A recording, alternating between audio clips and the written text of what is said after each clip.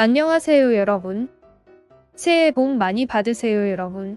연휴 잘 보내고 계신가요? 셀트리온 코로나19 항체 치료제 레키로나주가 지난 29일 식약처에 허가 신청서를 제출한 이후로 전 국민의 뜨거운 관심을 받고 있는데요.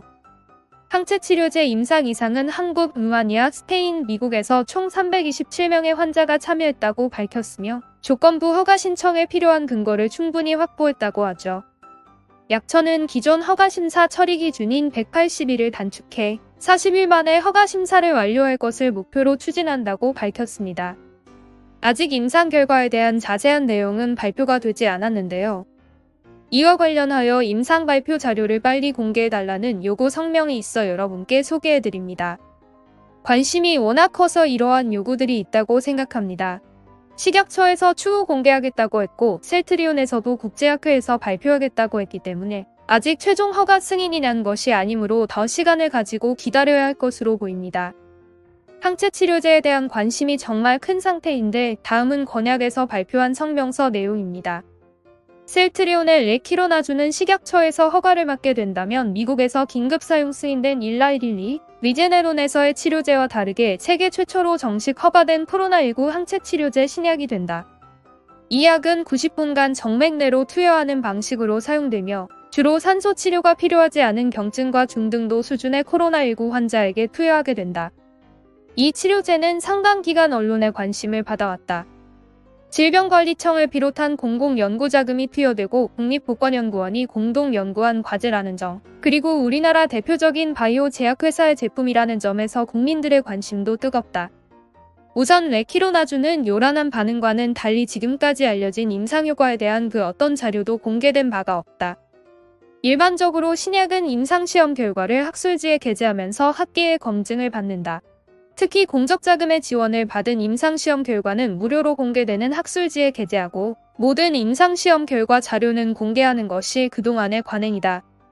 셀트리온의 발표에 따르면 CTP-19의 안전성 효능과 관련한 상세 임상 데이터는 식약처의 요청으로 별도 지침이 있을 때까지 비공개로 하기로 했다라고 한다. 레키로나주는 정부의 막대한 지원을 받은 공적인 성격의 의약품이다. 임상시험 비용 지원뿐 아니라 대개 6개월에서 1년이 소요되는 임상시험 계획 승인, 허가에 소요되는 막대한 행정적 지원, 2에서 3년의 임상시험 환자 모집 기간을 단축하기 위한 임상시험 실시기관 컨소시엄, 구축 및 연계 지원과 같이 상당한 공적자금이 투입된 공공연구개발의 성과이다.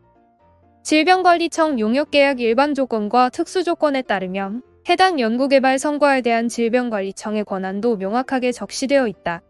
연구성과 활용을 위한 사전 승인 절차도 마련 운영 중이다.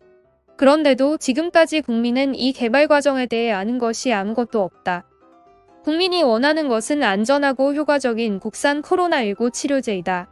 임상시험 결과에 대한 투명성 요구는 바로 안전하고 효과적인 치료를 받아야 하는 국민의 기본적 권리이다. 레키로나주 이외에도 여러 코로나19 관련 치료제 및 백신 후보물질들이 개발되고 있다.